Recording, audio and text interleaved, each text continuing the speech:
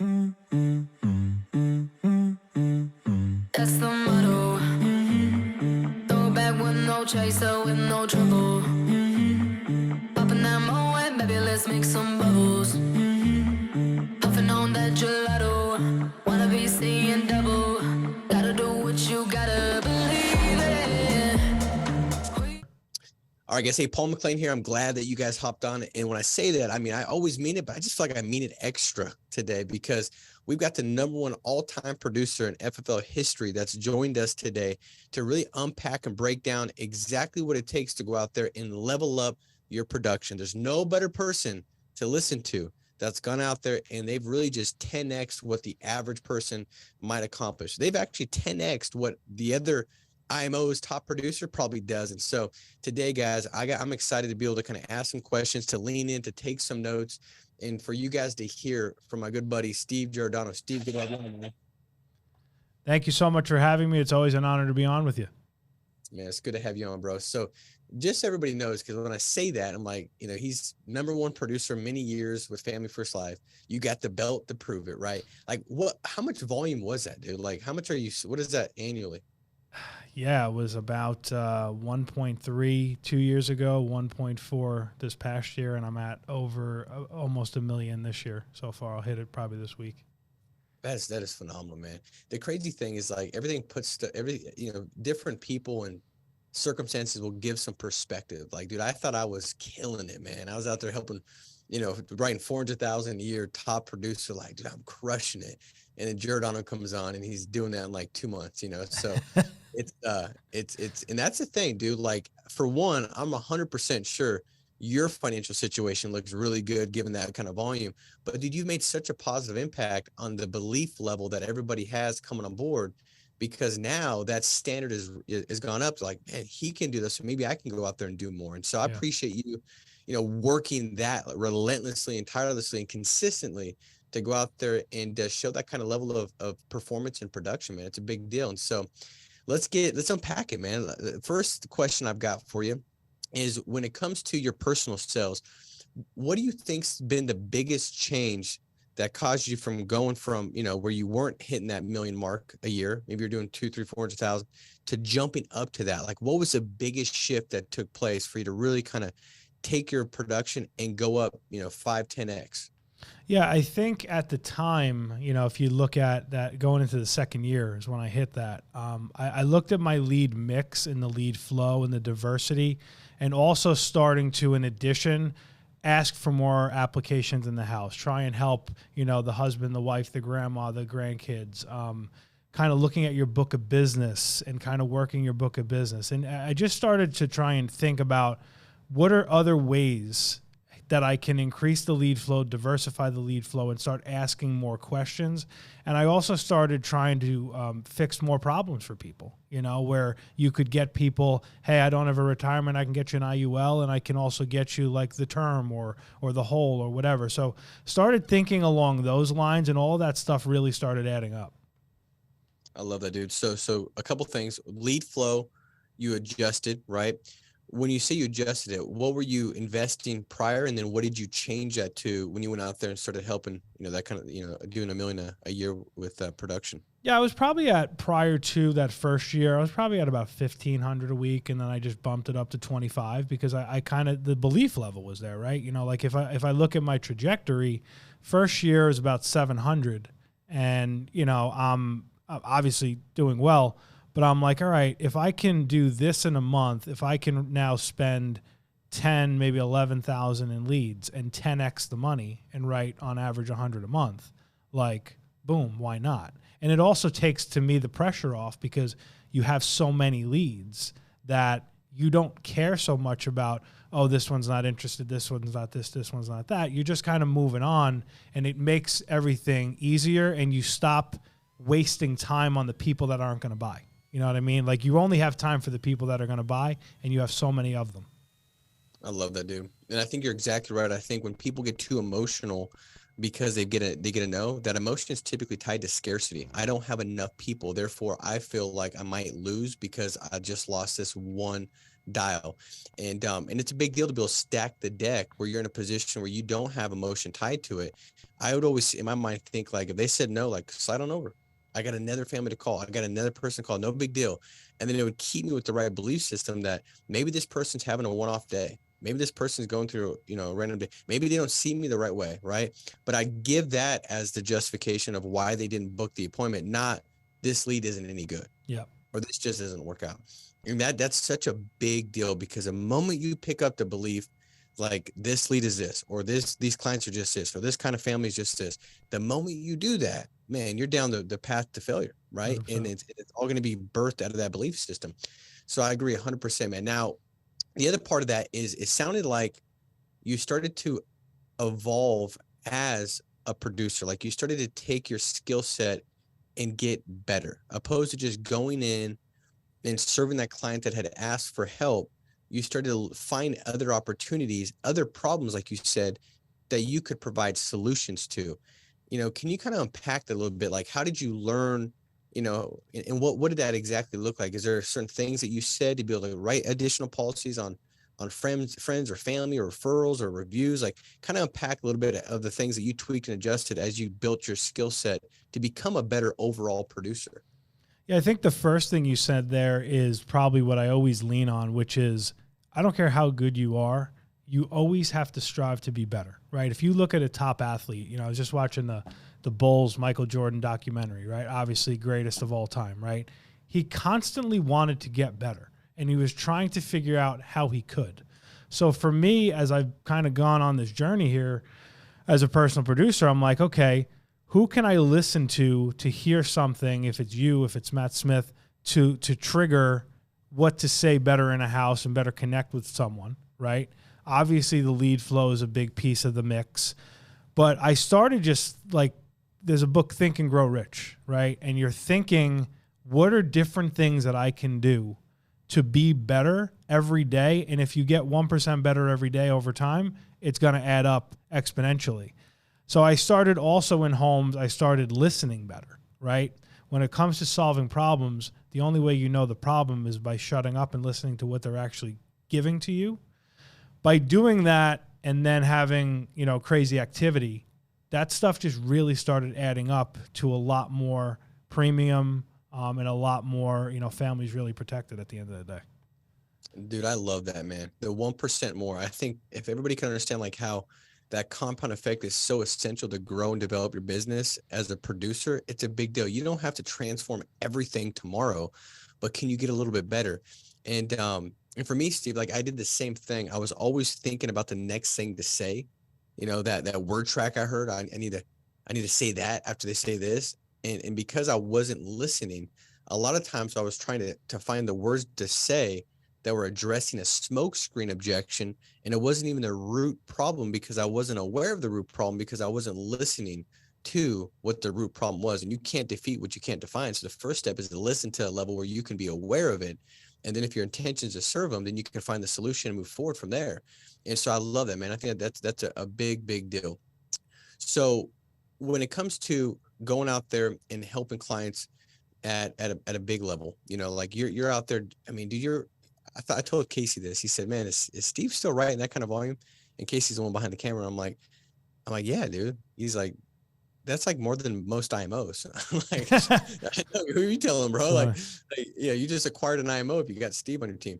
So, when you're doing that, like, is there a lot to be said? In fact, let me ask you this way. Being in the zone, right? You're talking about Michael Jordan and in the documentary. Like, there's times where, dude, he just could not miss because he was in the zone, dude. Like, it was just like, it made him, the momentum in the zone made him look twice as good as he probably might even been at the time. But then there was times where, just like any athlete, dude, you can fall out of the zone, lose momentum, and you're like, dude, how's that person playing in the NBA?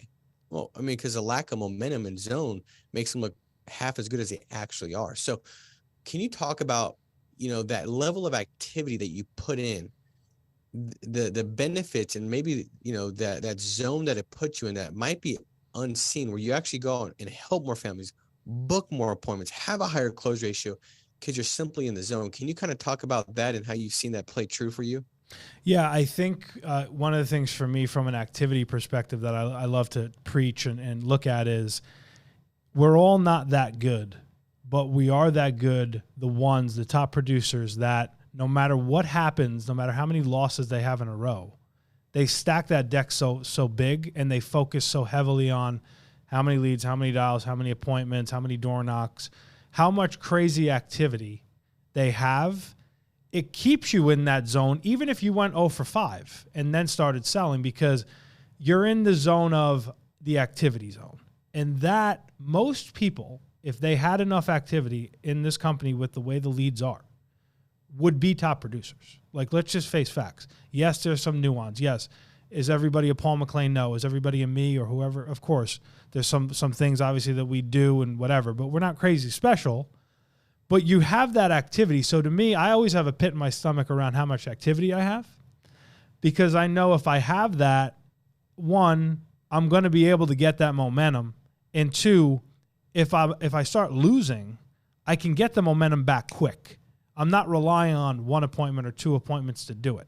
I'm relying on, here are some appointments. Now, if we're talking virtual or hybrid, here's call transfers. Here's 1 call closes. Here's my book of business I can go call. I legit have a list in my phone throughout the day, client and agent side of the list. And it's like, bang, call this one, call this one, call this one, call this one. And it's just nonstop. And that helps you mentally, because the minute you start losing and get out of the zone, a win is there. There's a win in the list. I might lose 7 of them, but I'm going to find the win. It's going to make me feel good, get me back on track, and keep it moving. Dude, that I love that answer. That was that was so good, man, because you see the same thing in a game where, like, dude, they lose momentum, right? This team loses momentum, and then all of a sudden, the team that's getting after and they don't drop their activity level, all of a sudden the team that was just, lost the 20 unanswered, it shifts around. And now that team goes 20 unanswered. You're like, what the heck? You're like, you know what I mean? Where the team goes 20 and then it flips. Well, that typically happens when the team that just got whooped on doesn't stop the activity. They still make the press. They still make the run. They still dig deep. And that's exactly what you're saying, Steve. Like, dude, you don't drop and respond to that bad run by dropping your level of activity.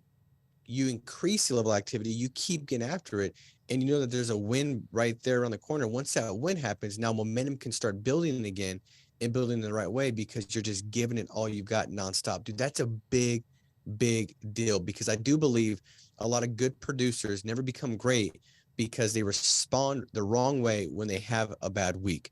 They drop their level, they invest less in leads, they're not as intense, they don't believe or expect to win at the same clip, opposed to just saying, I'm going to not think, I'm not going to give myself a chance to think, because my schedule is so full of doing that I can't even think, man. I just got to call the next person, call the next person, call the next person. And you're just getting after it. Steve, can you talk about, if we look at the phones, I'm going to go through phones, in-home, and schedule real quick. Yeah. I want to first start with phones. What do you believe is the most important thing a producer on here that if they could do, or they could understand, or a belief that they might be able to evoke, what's the most important thing you believe that would help them go out there and increase their level of skill on the phones? I think, one, if you were disciplined to understanding that dialing starts at 8 o'clock and that's your job, right? That's number one. And then number two, if you would keep tonality and questions as part of your quote unquote script, meaning keeping everything even keeled, and then at the end of every statement, ending it with a question to put the client in the position that they have to answer the question, and it keeps away the objection. I'm not talking to you and telling you who I am, what I'm doing, and do this. I'm giving you a statement and asking you a question at the end, which throws you off, and now you have to answer me. And it gets you more to the appointment, which is honestly the goal. I love that, dude. I remember the first time it was like one of my first dial sessions, and the person that hired me said, dude, when they ask a question, always answer with a question. Don't just like pause and let them ask another question. Whoever asks the most questions is going to win. And I said, okay, got it. And so I got an objection and I didn't know what to say. And I said, so Steve, what color is your car? honest to God, true story. And the guy says, it's red. I say, perfect. I got a 5 or a 7, which is better. Dude, I booked the appointment. What I realized is, dude, if you're asking questions, you're in control. And if you're in control, you're the one driving to where you want to go, that destination. If your destination is, I just want an appointment book, that's my chief objective. Well, you're going to get to the chief objective because you ask the questions and you stay in control. And so I love that, man. Now, if we look at in-home, what do you believe going into the home is the biggest thing that if they maybe you tweaked or adjusted or added or took away that allowed you to go out there and increase your ability to help more families in the home? Two big things. One would be understanding your clientele and really learning who it is that we meet with, right? Middle America, busy people. They don't have a lot of time. So that leads you to where you have to keep it crazy simple, right? A lot of people think like I have like this mess, like, crazy in home with, PowerPoints and whatever. I'm crazy simple, crazy intentional because I understand my audience. I don't want to go over their head. I want to let them know kind of who I am, what I do. And then I want to guide them down the path. I want to, again, ask great questions to figure out their problem. But I think you have to focus there because the easier you make simplified issue, right, which is what we do, the simpler you make it, the more, the better shot you have at a closing ratio. And then the other side would be drawing emotion, which is something I struggled with early on. And I think a lot of agents do. Don't make it transactional. Like I'll give you a quick example. Yesterday, we have a hurricane in Florida, praying for everybody on the West Coast. I have a lady calls me up on a call-in lead, and she says, hey, I got that form for the insurance. I'm looking to get it. So I booked the appointment, and she goes, are you sure there's a hurricane? And I'm like, I'll be all right. Like, it's fine. I'll drive. It's raining, whatever. Go out there, write her a pretty big policy, just wanted to protect her daughter. And I harped on throughout the appointment, like all the things going on around us, the death, the destruction. And like, I didn't even need to in this one, but I made sure to do it, and it drew out the emotion and it got her to move. I love that, dude. I think that, that could be used in every area. Like, I think, Steve, people understand that for themselves. They start to understand that, man, if I don't start looking through a lens in the future of what I desire, what I want, and almost imagine that taking place and feel myself experiencing that, then I'm going to continue to repeat the past. And that's what most people do, dude. They just continue to take the history that they've created and they make that history their future because they keep moving from the same emotions, whether it's shame, guilt, not good enough, whatever it might be. And they go out there and they validate that feeling through the behavior that they have. And I like to always think that, dude, that's the same thing we can do in the home, right? They're not experiencing the death. But if we can do a good job through asking deep questions, getting emotional, painting pictures, which the financial inventory does, and then get them to live in that picture, we're taking something that they've not experienced, but we're creating such a very vivid imagination and vision of what it's going to look like. And through repeated questions and driving it deep, they're actually going to feel like they've experienced it.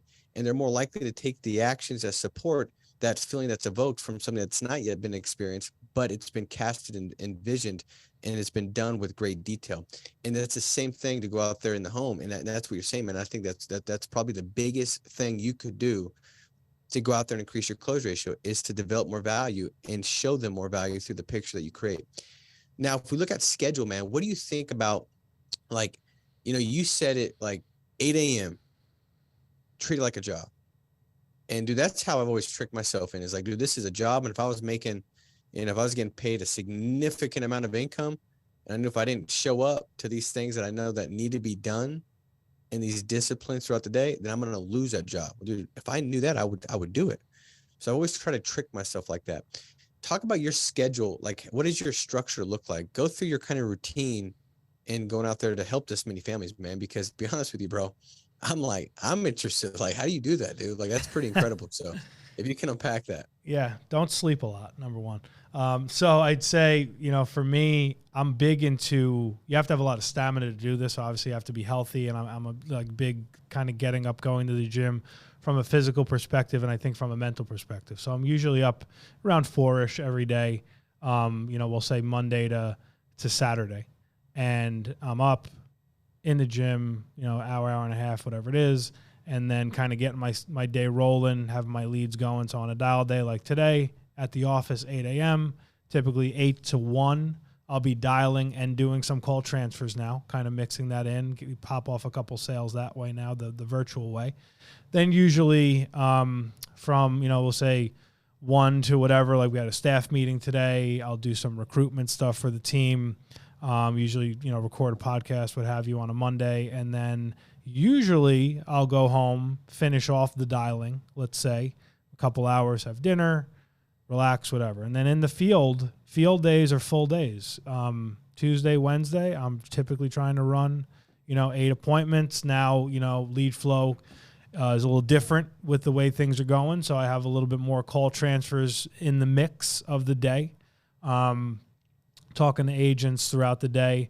It's it's a lot. It's exhausting. It's a lot of talking, as you know, and a lot of, grind. But the days are full. I'm probably in the field when I'm out there, 8 to 8, 9 to 9, something like that. Tuesday, Wednesday, kind of do the same, mundane thing on Thursday and then run Friday, Saturday. And then usually Sunday, I'm home, family day.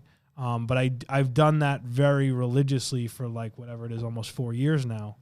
And that effort over time adds up. And I can tell you this, to do what I do, there can't be a lot of white space. There just can't be. All right. So your schedule now, when somebody hears it, they might think like, dude, that's insane. Like, how can you 4 a.m., all these things you're doing? For you now, is it almost like harder to not do that than it is to do it? Oh, yeah, because at the end of the day, you have to look at, like, what are your goals and what are you looking to give up, right? Like, yeah, cool, I could sleep in, you know what I mean? Like, but would I have the goals that I have? Would I have the things that I want to be able to have? And I don't think, you live your life, hey, we're going to, kind of work it forever type of a deal, but I knew what my goals were. I knew what I wanted. I knew that, I wanted my wife to be home to raise our kids and, building a business and all that stuff. I was willing to sacrifice that now for, a few years, right? We don't have to do that forever in the vehicle that we work, Yeah. And I think that once you do it for so long, man, it almost becomes just like you're numb to it. Like, it's just, you want to create this, I guess this routine that becomes so systematic that it doesn't really feel painful anymore because you just do it day in and day out. Right. And that's why I love that one quote that said, like, the common denominator of success is successful people form the habits of doing the things that failures don't like to do.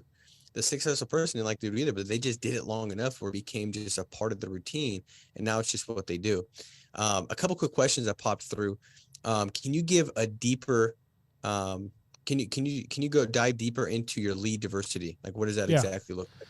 So good amount of mortgage, and that's kind of, it's taken its, turns now with direct mail and, the refinances and everything, the rates. So mortgage, call transfers. I use a couple different companies with call transfers. I'll use like there's a term lead, game time term that I'll mix in that. That's pretty much my mix, kind of those three right now. And then kind of going through the book of business. So I usually like to use 3 things if I can. So this way I'm diverse. If one's a little light, I can make it up somewhere else. Okay. What live transfer company are you currently using? I use All Web Leads. Okay. And now, does that change also? Like, were you using somebody else in the past, and then you gave them a shot, experimented with them, and worked out better, so you added them to what you're doing? No, I actually started with them 8 months ago, maybe, kind of when we kind of went that whole virtual route, and I definitely wanted to get in on the mix. And one of the keys I'd say, if you're going to do that, I have like every state that they have turned on. I want to say it's like 20 states. So this way, while I'm dialing, I'll usually get on average, let's say from that 8 to 12, 8 to 1, I'll probably get like 5 of them. Let's say I close 2.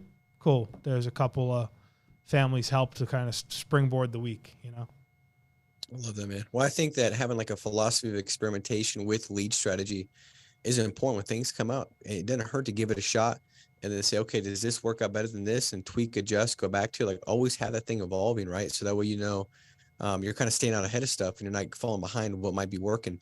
Pauline's got a great question. She said, how do you continue to get better and try new things without messing up what is already working for you? That's a very good question. I think you have to stick to your core of the things that you know work, but you also have to be open-minded enough. It's kind of like saying, if I would have ran this year the way I did the previous 3, where and say, oh, I'm just going to wait for all the mortgage to come, and then the mortgage don't come. Like, how I'd be dying a slow death right now, or a fast death right now. So I think you have to be cognizant of what works, but then be able to evolve, because the fact of the matter is this is an evolving business, right? When it comes to selling and recruiting. If we don't evolve, like so many businesses out there don't, we will perish. But you also don't want to lose who you are either. So there's kind of like a fine balance that you need to find there. And at the end of the day, I knew this. I just need volume. I don't really care where it comes from. Give me enough volume and I'll be okay.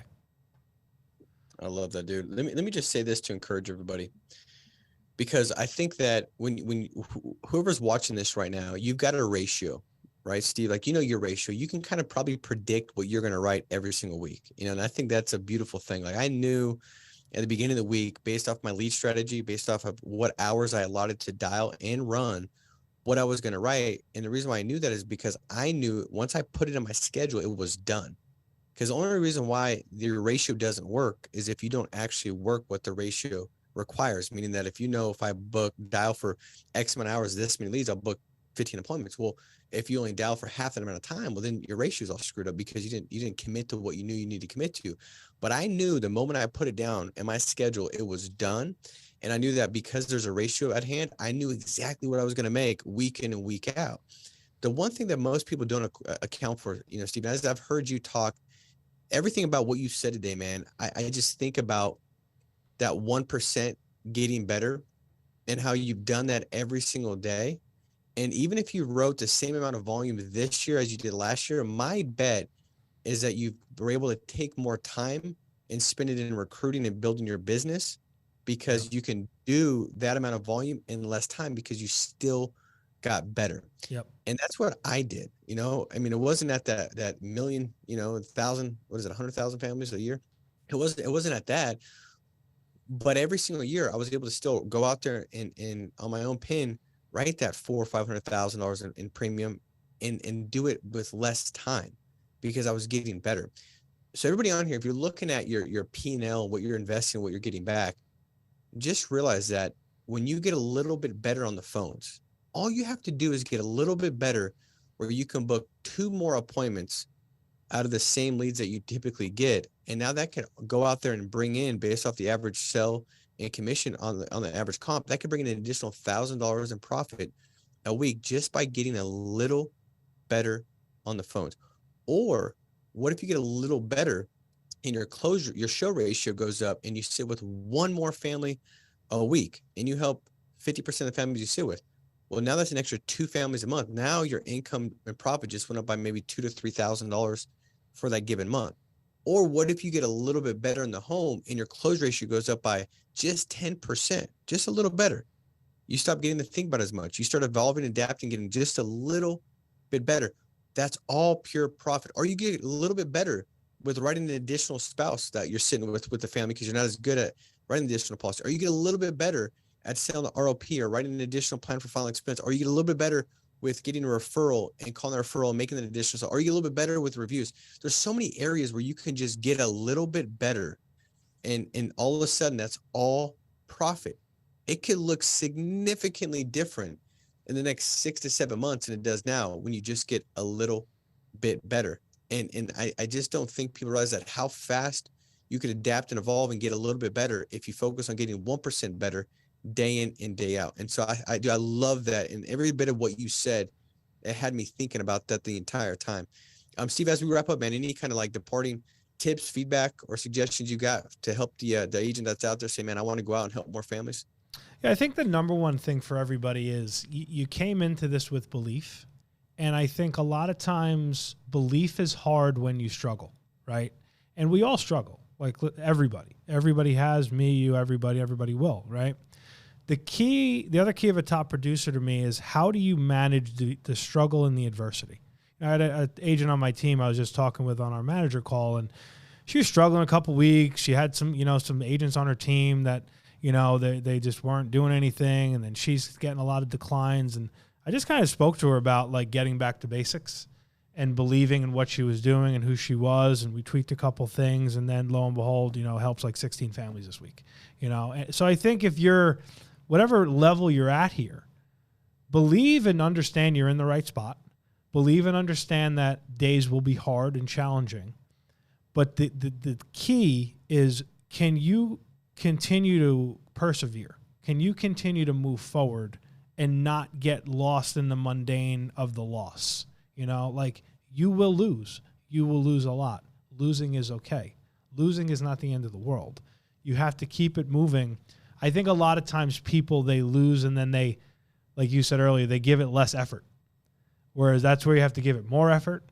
And by giving it more effort and giving it everything you got, there's no way you can't be successful here. If you legit give it everything you got, you're going to be okay.